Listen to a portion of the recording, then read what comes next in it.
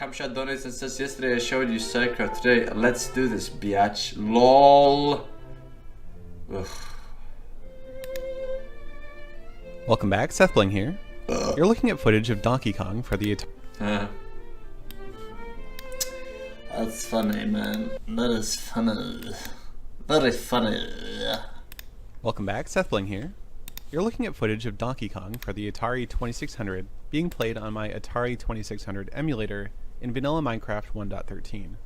This footage is actually sped up 64 times normal speed, and here's how the emulator actually runs in real time. It's about a frame per second. Of course, this is a huge speed up from my previous version of the emulator for Minecraft 1.11, when it took about 4 minutes to render a single frame. Is he playing, or is it a scripted to 1.13 sequence? Was a big one.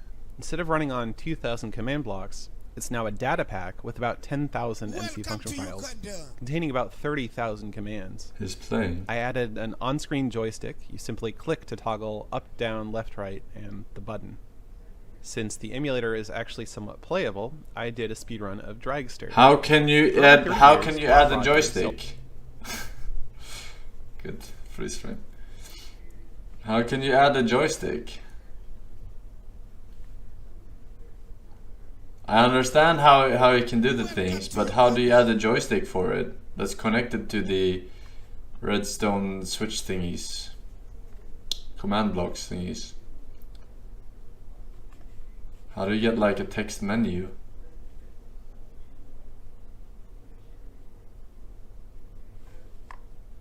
There are modding tools he is using. This is not possible just in game. Ah.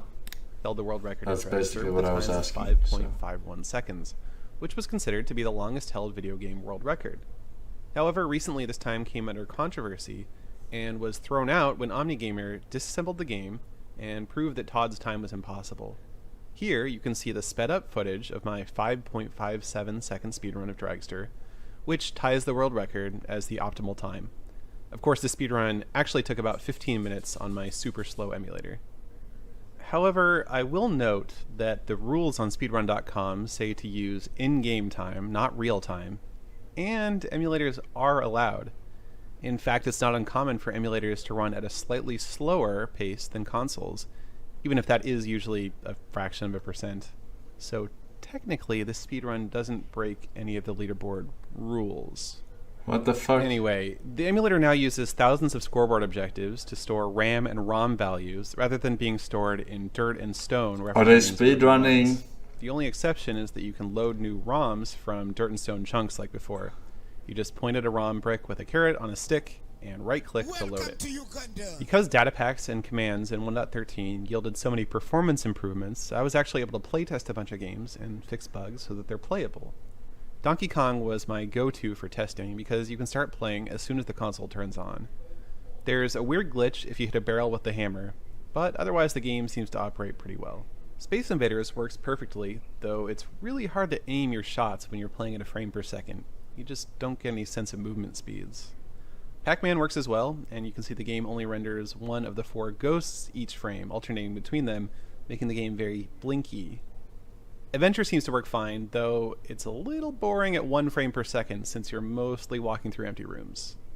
Frogger does too, but has an obnoxiously long jingle at the beginning, which meant that I had to wait several minutes to play it every time. Warlords has some render issues, but the game only works with a paddle controller anyways, which I didn't implement. Combat seems to work mostly correctly, but it's a 2-player game, and I've only hooked up 1 joystick. And finally, Hubert renders the blocks, which looks neat, but the game never actually starts.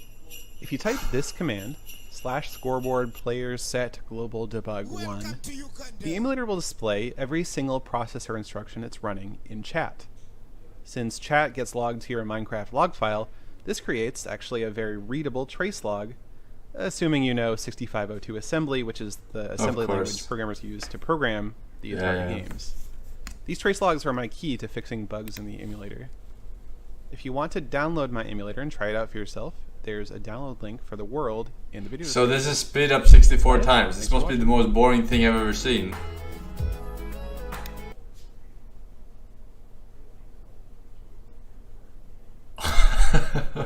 Who plays this? What the fuck, dude? Just get a fucking emulator. Download another emulator outside of fucking Minecraft. What the fuck? God damn. 1 frame per second. That's like Stadia quality. Fabian donates and says, and then it says, you don't want immigrants, foreigners to come and take your jobs here. No. You don't want immigrants, foreigners to come and take your jobs here. No, I don't think so. It's not grow up so much of job. This you have a niveau. And I think we have problem just with the invasion from other countries. Right. And these people have no education to take job so much here. So at how much do you understand of this? Not knowing Swedish. They must went back to Europe again and give me job. Wait, what did he say? Go back to Europe? And give me job. They must went back to Europe again and give me job.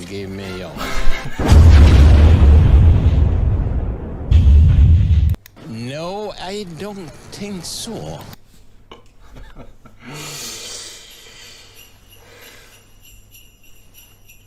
Classic. Vintage.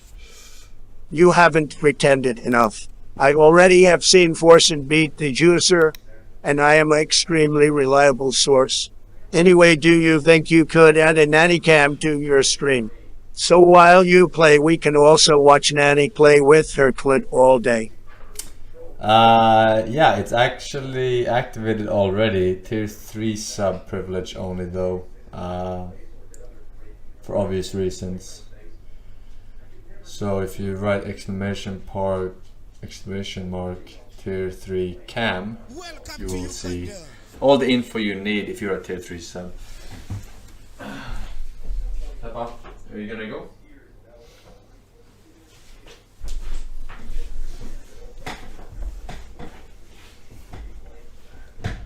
No, it's T3 cam, sorry. Not tier 3. T3 cam. Just so you know. Hang on, I gotta open my door. Yeah, if you wanna come here, you can come here. If you don't wanna come here, then shut up. Okay, go.